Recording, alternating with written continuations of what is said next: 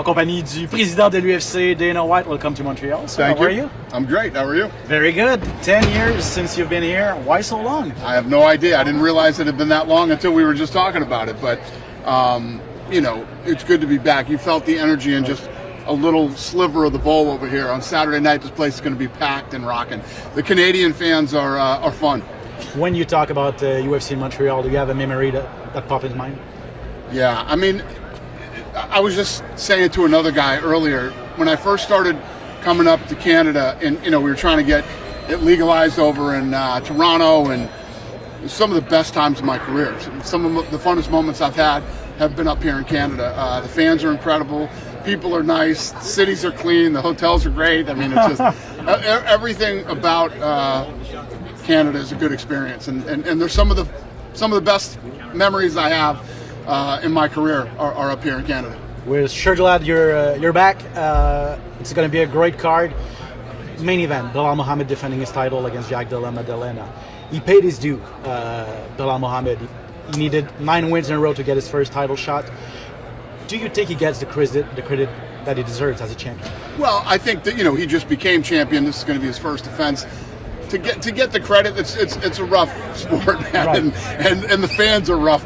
It takes time. He's got to win this fight, and then he moves on to his next one. And eventually, you keep winning enough, and you keep doing your thing. People have to respect you. They don't have to like you, but they got to respect you. And Jack Della Maddalena, first title shot for him, obviously after a year away. Confidence must be high. 17 wins in a row. What do you expect from the main event? Yeah, undefeated in the UFC, 17 wins in a row. Most of his wins are by finish.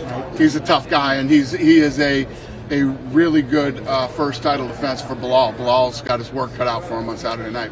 And you just confirmed that the result of this fight is going to be impactful for what's happening next with Islam Makhachev, Ilia Topuria. Can you give us a little more details?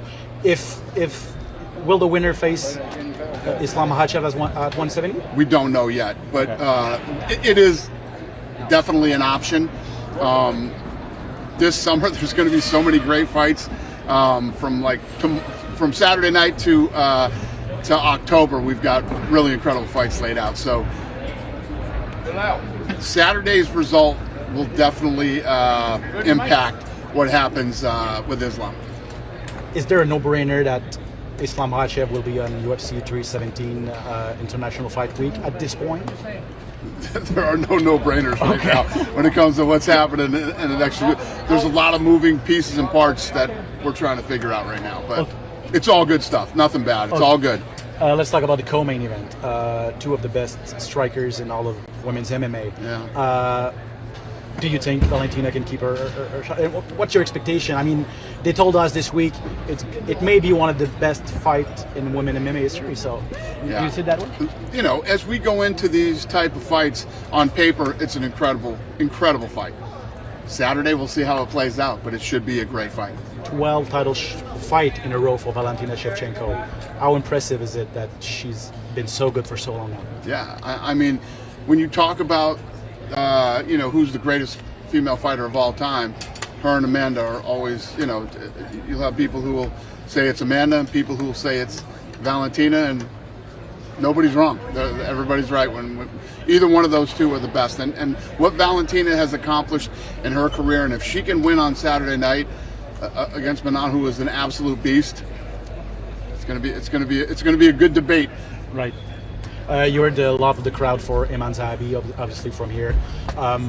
Do you think a win against a legend like Jose Aldo can maybe launch his career? He's still pretty unknown in the UFC and in the world of MMA, but can it launch his career, if I may? And how important is it to have a superstar in Canada? And could he be the one? Yeah, no doubt about it. I mean, when you are a young guy coming up, and those are the kind of names you want to take. You want that name on your resume for sure.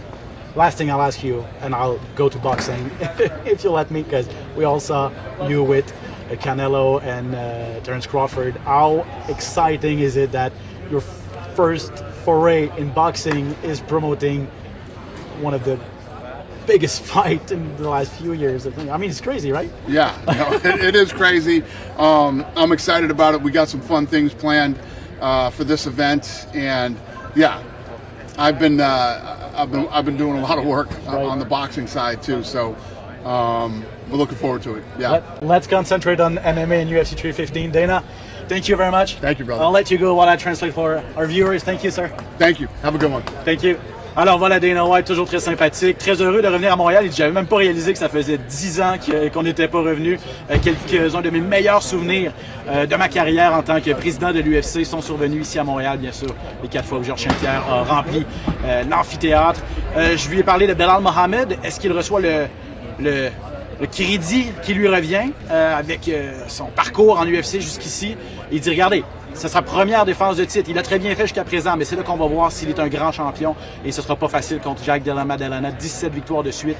Un gars qui a de la dynamite dans les gants. Donc, les attentes sont quand même élevées pour ce combat final qui aura un impact important sur la suite des choses. Et là, il ne veut pas trop s'avancer, mais on sait qu'Islam Makhachev, le champion livre pour livre, meilleur combattant livre pour livre, Islam Makhachev veut monter à 170 livres. On sait qu'il veut pas trop. Lui et Belal Mohamed ne veulent pas s'affronter, ils sont amis. Si Della Maddalena l'emportait, c'est vraiment une option. On cherche toujours un combat principal pour la semaine internationale des combats, International Fight Week en juin. On voudrait faire Islam Makhachev contre le gagnant potentiellement du duel de samedi ou peut-être contre Ilya Topuria également. Les attentes sont élevées également pour la demi-finale. Valentina Shevchenko, 12e combat de championnat de suite pour elle.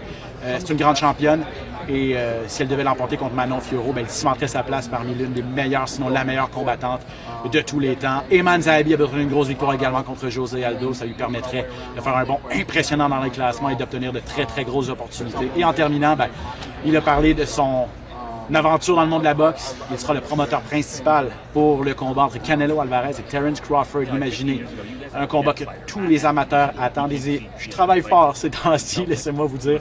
Mais tout ça, ce ne sont que de très très bonnes nouvelles. Mais on se concentre bien sûr sur l'UFC 315.